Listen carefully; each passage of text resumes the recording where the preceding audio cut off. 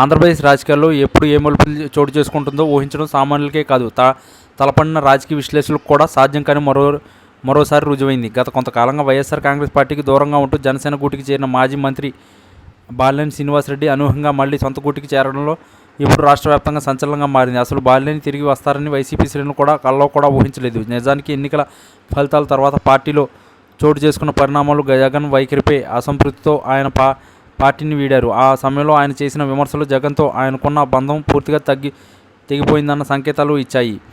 కానీ రాజకీయాల్లో శాశ్వత శత్రువులు, శాశ్వత మిత్రులు ఉండరనే సామెతను బాలినేని నిజం చేశారు.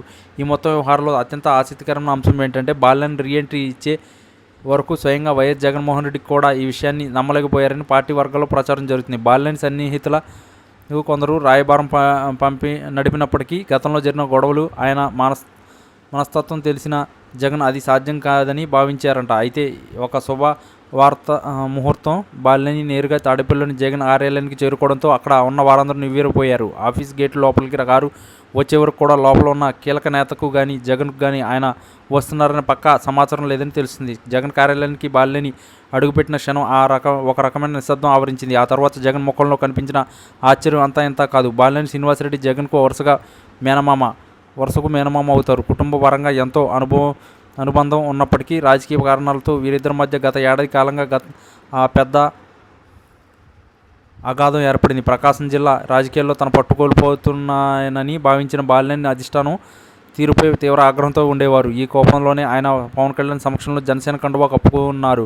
అయితే జనసేనలో చేరిన తర్వాత అక్కడ పరిస్థితులు ఆయనకు అనుకూలించలేదని, అందుకే తిరిగి వైసీపీ వైపు మొగ్గు చూపారని విశ్లేషకులు భావిస్తున్నారు. జగన్ తన ఆఫీసులో బాలినేని చూడగానే పాత జ్ఞాపకాలు గుర్తొచ్చాయో ఏమో కానీ వెంటనే ఆయన్ను ఆత్మీయంగా పలకరించారని సమాచారం. ఈ రీఎంట్రీ వెనుక బలమైన కారణాలు ఉన్నాయని రాజకీయ వర్గాల్లో చర్చ నడుస్తుంది.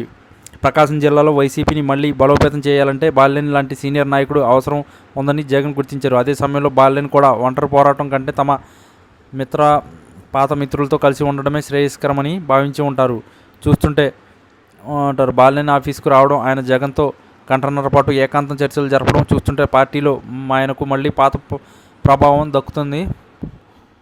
దక్కుతుందని స్పష్టమవుతుంది. కార్యకర్తల ఉత్సాహం నింపడానికి ఈ పరిణామం ఎంతగానో ఉపయోగపడుతుందని వైసీపీ నేతలు భావిస్తున్నారు. మొత్తానికి బాలినేని రాకతో ఏపీ రాజకీయాల్లో కొత్త సమీకరణాలు మొదలయ్యాయి. జగన్ నమ్మని ఈ అద్భుతం ఇప్పుడు రాష్ట్ర రాజకీయాల్లో హాట్ టాపిక్గా మారింది. ఒక సీనియర్ నేత తన పంతాన్ని వీడి మళ్ళీ సొంత పార్టీలోకి రావడం అనేది వైసీపీకి నైతిక బలాన్ని ఇస్తుందని చెప్పక తప్పదు. ఇక రాబోయే రోజుల్లో బాలినేని జిల్లా రాజకీయాల్లో ఏ విధంగా చక్రం తిప్పుతారో చూడాలి.